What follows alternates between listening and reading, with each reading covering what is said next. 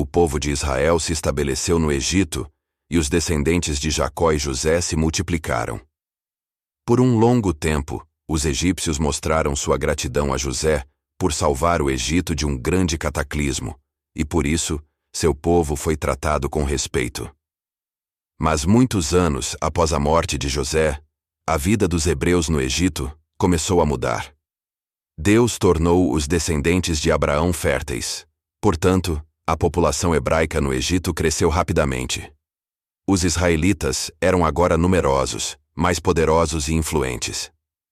Quando um novo faraó se sentou no trono, alguém que nada sabia sobre José e a dívida de gratidão do Egito ao povo de Israel, a vida dos hebreus mudou abruptamente. O faraó temia o crescente poder dos hebreus, uma população que se multiplicava e prosperava. Ele considerava que os israelitas precisavam ser contidos. Do contrário, o Egito cairia. O governante decretou que os israelitas tinham que suportar o trabalho forçado. No entanto, eles continuaram a se multiplicar. O faraó submeteu o povo escolhido de Deus à escravidão e suas vidas. Amargurados e sob o domínio egípcio, foram forçados a realizar as tarefas mais árduas e degradantes. No entanto, mesmo submetidos à dura vida de escravidão, o povo de Israel continuou a se multiplicar. Assim como Deus prometeu, Abraão, o governante egípcio, forçou as parteiras dos israelitas a assassinar os filhos hebreus assim que nasciam. Elas se recusaram a obedecer a tal ordem, que ameaçava a própria existência de seu povo. E quando as autoridades as questionaram sobre sua recusa, percebendo que seus filhos continuavam a nascer, elas afirmaram que as mulheres israelitas eram abençoadas com tanta força que haviam dado à luz antes da chegada delas. Enfurecido, o faraó decretou que todos os recém-nascidos do sexo masculino deveriam ser lançados no Nilo, e apenas as meninas mereciam ser salvas.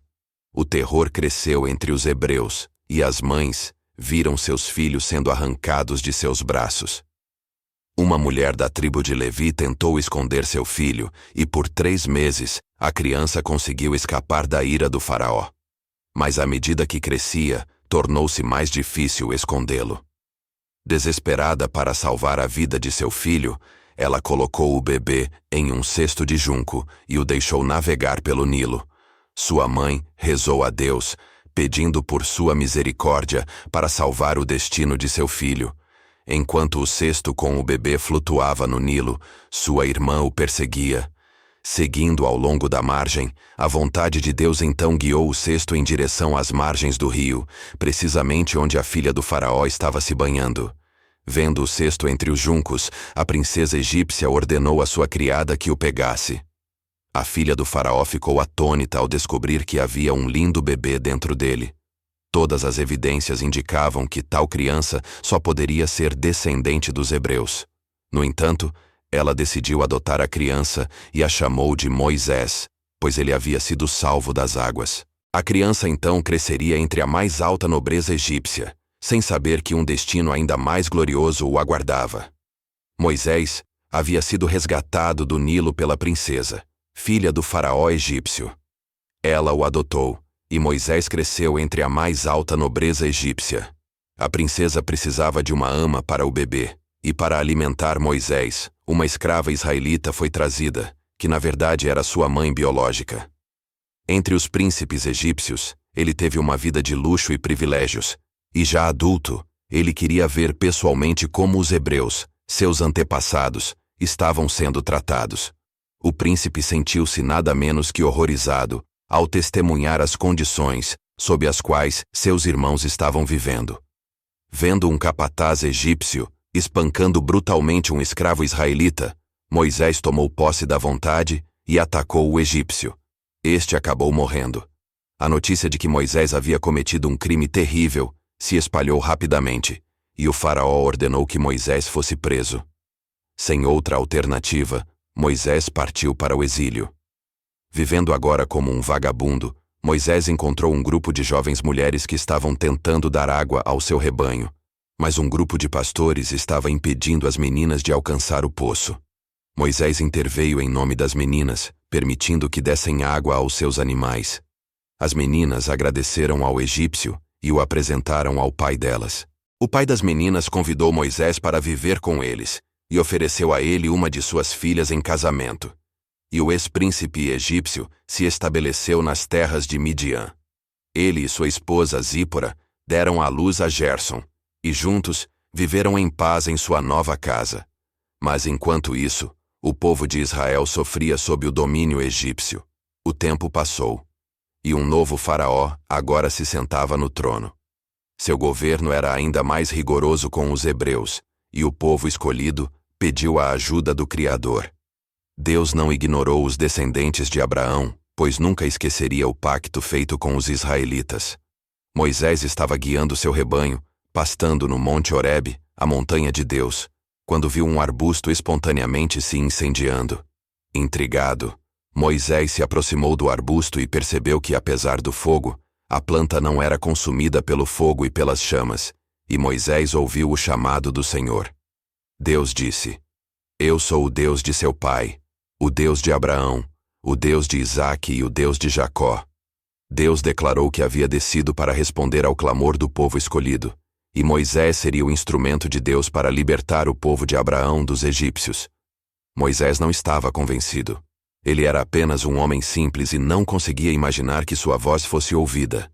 Deus pediu a Moisés para largar sua vara, e quando sua vara tocou o chão, para espanto de Moisés, ela se transformou em uma serpente. O Criador ordenou a Moisés que pegasse a serpente pela cauda, e com isso, ela se transformou novamente em uma vara. Esse milagre sozinho seria suficiente para mostrar aos israelitas que Deus estava ao lado de Moisés e que ele estava lá para ajudá-los em sua libertação. Deus ensinou outros mecanismos para convencer o povo de Abraão de que Moisés dizia a verdade. No entanto, Moisés ainda pediu que outra pessoa fosse escolhida, dizendo que lhe faltavam habilidades oratórias, mas Deus o tranquilizou de que sempre estaria ao seu lado, dizendo-lhe o que dizer. Deus levou Arão até seu irmão Moisés. Ele seria o porta-voz de Moisés. Os dois irmãos retornaram ao Egito para libertar o povo escolhido de Deus. Moisés foi escolhido por Deus para libertar os israelitas, então escravizados no Egito. Ele retornou ao Egito após seu longo exílio em Midian. Ao seu lado estava seu irmão Arão, renomado entre os hebreus. Os líderes dos israelitas se reuniram para ouvir o que o antigo príncipe do Egito tinha a dizer. Arão e Moisés explicaram o plano de Deus para libertar seu povo escolhido, e para convencê-los, Moisés mostrou os sinais miraculosos que Deus lhe ensinara. Testemunhando tal milagre, os hebreus acreditaram que tal homem só podia ser o enviado de Deus, mas o faraó não seria tão facilmente convencido. Moisés e Arão foram recebidos pelo faraó e revelaram a vontade de Deus a ele. Moisés então disse: Deixe meu povo ir. Mas o faraó não estava disposto a libertar os israelitas. Moisés o advertiu que, se a vontade de Deus não fosse cumprida, o Egito seria submetido a todo tipo de pragas. Mas tal ameaça apenas amargurou o coração do soberano egípcio. Em retaliação, o faraó tornou a vida dos hebreus ainda mais difícil. O soberano ordenou que a palha usada pelos escravos para fazer tijolos fosse removida, mas a cota diária de produção permaneceu inalterada e, portanto, o trabalho dos israelitas se tornou ainda mais doloroso. Moisés ficou consternado ao ver que seu povo agora sofria ainda mais do que antes de sua chegada. Deus comandou Moisés a voltar ao faraó mais uma vez, mostrando-lhe os sinais de que ele era o representante de Deus diante do faraó. Arão jogou a vara de Moisés no chão, que se transformou em uma serpente. Mas os sacerdotes do faraó, usando seus esforços ocultos, replicaram a ação, lançando duas varas que também se transformaram em serpentes. No entanto, a serpente de Moisés devorou novamente as outras duas serpentes. Moisés e Arão não conseguiram convencer o faraó a libertar o povo de Deus. O Criador sabia que o faraó não libertaria voluntariamente o povo hebreu, e, portanto, o soberano e seu povo sentiriam a força da mão de Deus para dobrar a vontade do faraó. Diferentes calamidades assolaram o reino. Esses eventos ficaram conhecidos como as 10 pragas do Egito.